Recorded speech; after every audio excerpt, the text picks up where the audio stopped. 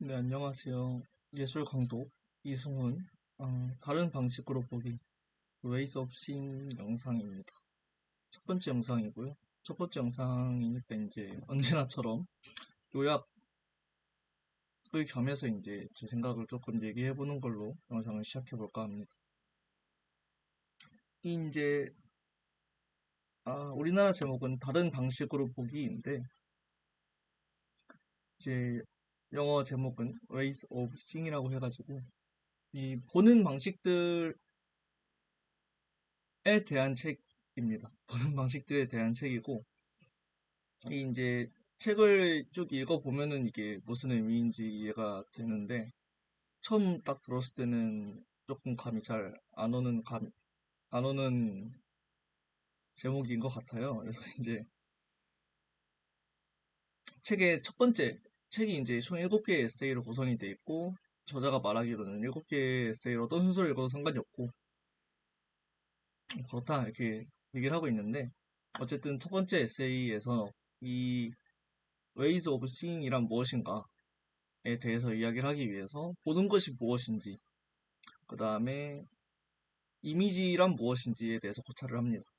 이제 보는 것이 무엇인가라고 하면은 저자는 이제 우리가 봄으로써 우리를 둘러싼 세계를 인지한다라고 얘기를 합니다. 그러니까 어떤 비유를 드냐면은 이 눈을 감았을 때 촉각이 하는 역할과 비슷한 역할을 시각이 한다라고 이야기를 하고 있어요. 그래서 저희가 이제 뭐 MT나 이런 걸 가서 좀비 게임이라고 해서 이제 눈을 가리고 사람을 찾는 그런 게임을 하기도 하잖아요. 그러면 이제 저희가 두 손을 앞으로 쭉 뻗고 이렇게 더듬더듬 더듬어 가면서 주위에 뭐가 있고 내 앞에 뭐가 있고 이걸 이제 파악을 하려고 하는데 그런 시계로 이제 우리를 둘러싼 세계를 인지하는 역할을 시각이 하고 있다. 뿐만 아니고 우리는 이제 내가 다른 사람에게 보임으로 인해서 저 사람을 둘러싸고 있는 세계에 내가 있구나. 서로의 시각적 세계에 서로가 있구나를 인지하는 어떤 시각적 상호작용이라는 것도 할 수 있다라고 이야기를 하고 있습니다. 그런 식으로 이제 시각이라는 것이 단순히 보는 게 아니고 내 주변을 둘러싸고 있는 세계가 뭔지를 인지하고 그다음에 이제 그거를 바탕으로 어떤 나의 사고를 구축하는 그리고 반대로 나의 사고를 통해서 이제 그러니까 이 인지한다는 과정 자체의 어떤 그 사람이 겪어온 경험이나 이런 것들로 구성된 그 사람의 뭐라고 할까요? 생각, 가치관 이런 것들이 역사 이런 것들이 반영이 되기 마련이기 때문에 그러니까 저희가 지난 시간에 읽었던 책에서 실제로 뇌과학적인 방식으로 그런 것들 그것에 대한 근거를 제시하기도 했고 그래서 이 책에서도 마찬가지로 뭐 시각은 그런 것이다 라고 얘기를 하는데 이제 이게 이미지에 대한 얘기를 하지 않아서 뭔가 얘기하기가 좀 그런데 시각이라는 것이 어쨌든 우리를 둘러싼 세계를 인식하고 관계를 맺는 것이라고 저자가 고찰한 후에 그 다음에 이미지란 것은 그 시각을 인간이 재생산하거나 재창조한 것이다 라고 이야기를 하고 있어요. 그러니까 다시 말하면은 내가 주위의 세계를 인지한 다음에 그 세계를 이제 다시 어떤 시각을 통해서 볼 수 있는 것으로 해내는 것이 이미지다. 그렇기 때문에 이제 내가 세계를 인지한 정보가 이미지에 들어갈 수밖에 없겠죠. 그래서 이제 이미지에는 그 이미지를 만든 사람의 어떤 세상에 대한 시각이 들어가기 마련이다. 라는 것이 저자의 생각입니다. 그래서 저자는 X의 Y에 대한 기록, 시각의 기록이라는 표현을 쓰고 있는데, 그러니까 X라는 사람이 어떤 Y라는 것에 대한 자신의 시각을 기록하는 것이다. 라고 이야기하고 있습니다. 그래서 이제 이 이미지를 다시 볼 때, 시각으로 다시 우리가 볼 때 어떤 문화적 관념의 영향을 다시 받을 수밖에 없기 마련이고, 그래서 이제 그림이나 사진 같은 것들에 대한 이야기를 이후에 조금 하고 있습니다. 어쨌든 저자가 봤을 때 이 이미지라는 것은 X의 Y에 대한 시각의 기록이기 때문에 X가 Y를 보는 방식이 담겨 있는 거죠. 근데 이제 이 보는 방식이라는 것은 사람에 따라서 무수히 많은 보는 방식이 있을 수 있고 그래서 그 중에 하나를 구현하는 것이다 라고 이야기하고 있습니다. 그래서 이제 여기서 책의 제목인 Ways of Seeing이라는 것이 나오는 거죠. 그래서 웨이스 오브 싱이라고 하는 것은 이 세상을 보는 방식 혹은 이제 어떤 시각이라는 것 자체가 굉장히 다양한 방식의 시각이 있을 수 있고, 그러니까 종류의 시각이 있을 수 있고, 그것 중에 하나라는 식으로 이제 저희가 이해를 하면 되겠습니다. 그래서 이 다른 사람의 이미지를 보는 것, 다른 사람이 만든 이미지를 보는 것은 그 사람이 세상을 보는 방식, 그 사람이 어떤 Y를 보는 방식을 이제 저희가 체험할 수 있는 어떤 삶의 체험이다라고 저희가 이해를 할 수 있을 것 같고요. 근데 이제 저자가 여기서 기존의 어떤, 그러니까 카메라라는 것이 이렇게 새롭게 등장하면서 그림에 굉장히 많은 영향을 주었고, 카메라도 어떤 이미지를 구현하는 방식 중 하나이기 때문에 카메라의 특징에 대해서 이야기를 하고 있는데, 이 이론은 이제 뭔가 책의 중심 주제와는 조금, 방금 얘기한 게 책의 중심 주제라고 볼 수 있을 것 같고, 이후로는 이제 조금, 다른 이야기라고 또 저는 생각을 하고 있는데, 이 카메라라는 것이 우리가 보는 어떤 모든 것을 순간적으로 떼어낼 수 있는 것이기 때문에 이제 저희가 카메라를 통해서 우리가 보고 있는 세상은 굉장히 연속적인 어떤 시간의 흐름을 담고 있는 것이구나.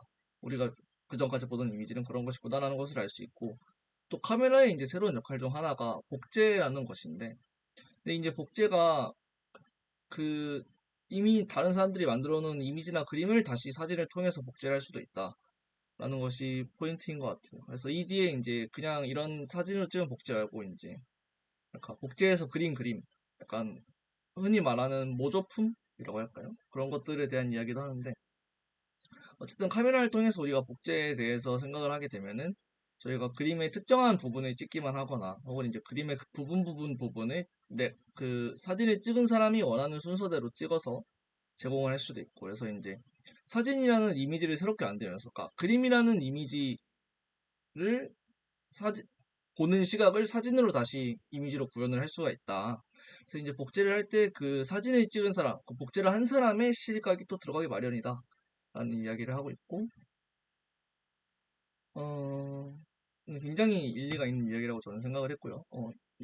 그 전까지 그렇게 생각해 본 적이 없었는데, 이 그림에 대해서 사진을 찍으면서 또 사진을 찍는 사람의 새로운 시각이 들어갈 수 있구나라는 것에 대해서, 어쨌든 이미지를 뭐 어떤 이미지든 간에 만드는 사람이 그 대상을 보는 방식이, 들어가 있기 마련이다. 라는 생각을 하게 됐습니다. 그래서 이제, 또 이제 그 보는 방식이 어쨌든 그림에 대해서 자신의 해석이 들어가거나 혹은 자신이 강조하고 싶은 부분이 들어가기 때문에 그 사람의 생각이 보는 방식에 들어가 있기 마련이고, 그 생각이라는 것이 이제 저희가 지금 알기로는 문화와 사회의 영향을 깊게 받고 있기 때문에 결국 문화적 관념, 어떤 사회적인 구조 같은 것이 그런 이미지에 반영이 될 수 있겠다라는 생각을 이제 이 책의 뒤에 쭉 나오는 내용들의 토대가 되는 어떤 그런 생각을 가질 수 있게 되는 것 같고요. 그리고 이제 복제에 대해서 이제 복제 시대에서 그림이 가지는 의미는 어떤 그냥 단순한 정보와 같아지기 마련이고, 그럼에도 이제 어, 그 원작에 대한 어떤 평가가 굉장히 높게 되고 있는데, 저자도 원작이 모조품과 다르다는 것 자체는, 복제와 다르다는 것 자체는 인정하지만, 우리가 지금 원작에 매기고 있는 가치가 순전히 이 이미지에 대한 가치인가에 대해서 다시 생각을 해보게 되는. 제가 원작 그림은 되게 굉장히 비싸게 사고 팔리잖아요. 그런 것들이 이제 단순히 그 원작이 뛰어나서, 원작이 복제보다 뛰어나서 더 큰 의미를 가지기 때문에 그런 것인가, 혹은 이제 원작이 가진 어떤 역사적 의미나 어떤 그런, 말하자면 경제적인 사회적인 가치가 부가적으로 붙어서 그런 더 비싼 것인데, 우린 단순히 그것을 그냥 야 이거 원작인 예술이니까 비싼 것이다라고 해서, 그러니까 실제로는 어떤 경제적 사회적 부가적 가치가 반영이 된 가치인데 우리가 그것을 순전히 그 이미지의 예술적 가치로 평가하고 있지는 않는가라는 문제 제기를 쭉 합니다. 그런 문제 제기와 함께 이제 저자가 또 하나 문제로서 제기하고 있는 것은, 우리가 지금까지 이 그림에 대한 것을 볼 때 이 그림이 실제로 가지고 있는 가치는, 어쨌든 저자가 말하는 이미지는 삶의 방식을 담고 있는 것이고, 그다음에 우리가 그것을 봄으로써 어떤 받는 감동이나 이런 것은 그 이미지를 구성한 사람이 보는 세상의 체험인 것인데, 그런 내용들을 싹 배제하고 그림을 어떻게 일종의 신비화, 그러니까 사실 삶의 체험이기 때문에 굉장히 이제 일상적인 것이고 그 사람의 보는 방식을 보는 것은 이제 굉장히 자연스럽고 이런 것인데 우리가 그것을 뭐 구도는 어떻고 뭐 어떤 기법이 사용되었기 때문에 우리가 어떤 느낌을 받고 이런 식으로 이 그 삶은 굉장히 뭔가 어떤 사회적인 문화적인 것들도 있고 그런 것인데 이걸 막 다 배제하고 단순히 예술적인 것으로 그림을 묘사하려고 한다. 우리가 그 어떤 그림을 볼 때는 그 사람, 그 그림을 그린 미술가가 어떤 삶을 살아왔고, 그 사람이 어떤 방식으로 세상을 봤고, 이런 것들을 이제 느껴야 되고, 그런 것들이 다소 이제 말하자면 천박하고 너무 현실적인 것일지라도 그것이 이제 이미지의 어떤 본질적인 것인데, 그런 것들을 배제하고 너무 이 흔히 말하는 예술적이고 이론적인 방식으로 그림을 설명하려 하고 이해하려 하고 가치 평가를 하려고 한다. 그리고 그런 어떤 획일화된 그 미술 평론가들, 미술 사가들의 시선이 정답으로서 받아들여지고 있었다. 무수히 많은 보기의 방식들이 있는데, 그래서 이제 그것에 대해서 문제 제기를 하고 있는 것 같습니다. 그래서 이제 그 뒤로는 실제로 그 뒤에 나오는 세 개의 글로 된 에세이에서는 다양한 보는 방식에 대해서 설명을 하고 있어요. 이제 하나는 어떤 그 이 남녀 간의 어떤 성적인 사회적인 구조, 계급이라고도 말할 수 있을 것 같은데요. 그런 것에서 반영이 된 어떤 여성에 대한 남성의 시각,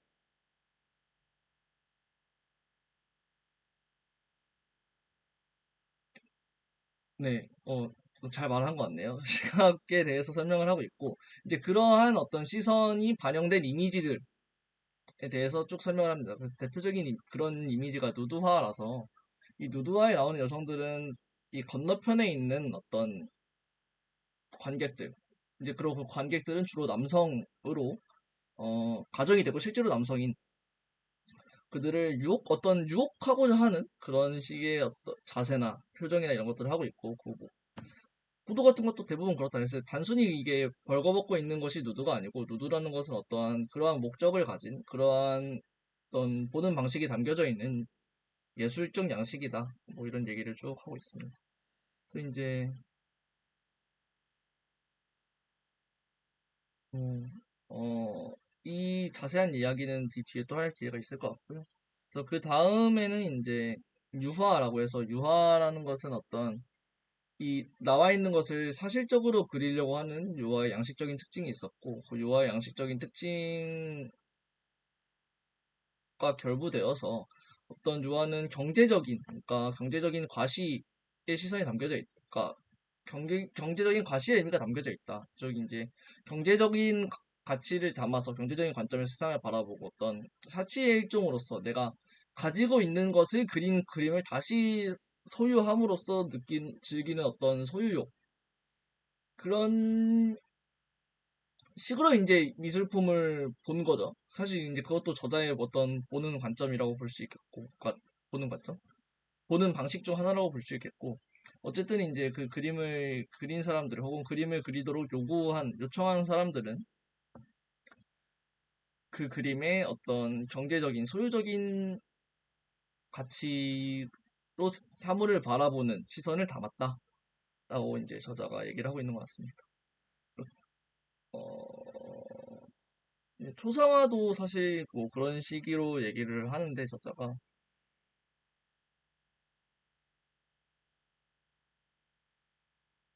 이제 초상화를 그릴 때도 어쨌든 단순히 그 사람을 그리는 것이 아니고 이제 저희가 통찰의 시대에서 봤던 초상화들은 어떤 그 초상화를 그리는 대상의 감정적인 것들을 담으려고 했잖아요. 사실 그것도 이제 이 책에서 언급이 되진 않았지만 어떤 그 초상화의 대상인 인물을 바라보는 내가 볼 때 이 인물은 이런 감정을 가지고 있고 이런 삶을 살고 있는 것 같다라는 것을 이제 그린 사람들이 초상화에 표현을 한 것이고 그것이 아니고 이제 공식적 초상화라고 하는 것에도 어쨌든 이제 오늘날 우리의 사진 프로필의 의미를 가지고 있는 거죠.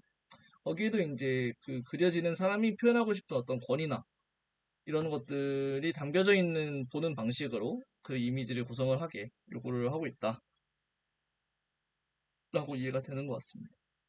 그래서 이제 마지막 글로 된 에세이에서는 광고에 대해서 다루고 있는데 이 광고라는 것은 유화와 반대로 가지지 못한 것에 대한 어떤 욕망을 불러일으키게끔 그려져 있다라는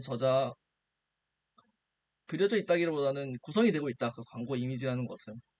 라는 이야기를 하면서 이제 너가 그것을 가졌을 때의 어떤 환희감, 행복감을 묘사를 함으로써 그것을 보는 사람으로 하여금 자신의 결핍을 인지하게 만드는 그런 효과를 가지고 있다고 얘기를 하고 있습니다. 그러니까 이제 광고에 보는 방식은 말하자면은 선망하는 어떤 시선인 거죠. 선망하는 시선으로 혹은 선망하는 시선을 가지게끔 이미지를 구성을 하고 있다. 그래서 이제 광고의 이미지가 어떤 광고의 대상을 보는 시선은 저게 있으면은 굉장히 좋을 텐데 저게 있으면 저렇게 행복한 삶을 살 수 있을 텐데 라는 이미지를 구성을 하게 하고 있고 하, 하게 하고 있다라고 이제 저는 이해를 했고 실제로 그런 내용을 이야기하고 있는 것 같습니다. 그래서 어쨌든 이제 그 뒤에 세 개의 에세이보다 이 첫 번째 영상에서 강조하고 싶은 내용은 저자는 이제 어떤 이미지든 간에 그 이미지를 구성한 사람의 보는 방식이 담겨져 있고 그다음에 그 이미지에 담겨져 있는 보는 방식을 다시 보는 사람들은 그 보는 방식을 대리 체험하게 하는 간접 체험하게 하는 효과를 가지고 있다. 라는 것을 저자가 굉장히 중요하게 얘기를 하고 있고 또 하나 이제 중요하게 이야기하는 것은 그 보는 방식이라는 것이 무수히 많을 수 있다. 왜냐하면 사람마다 다 다를 수 있기 때문에 무수히 많을 수 있고 그 무수히 많은 방식 중에 하나만은 어떤 신비화되어 있고 굉장히 무미건조하게 최대한 객관적인 것처럼 이야기하려고 하는 어떤 이전의 미술사가들의 예술적인 보는 방식은 그 보는 방식에 문제가 있다기보다 그 보는 방식 자체도 약간 문제가 있다고 저는 생각을 하는 것 같은데 그것만을 정답으로 강요하는 것이 굉장히 좋지 않다라고 저자가 얘기를 하고 있다고 정리할 수 있겠습니다. 그래서 두 번째, 세 번째, 네 번째 영상에서는 이제 이런 어떤 저자의 관점을 바탕으로 제가 저자의 글들 혹은 이제 제 일상에서 어떤 본 이미지들에 대해서 이야기를 하는 시간을 가질 수 있도록 하겠습니다.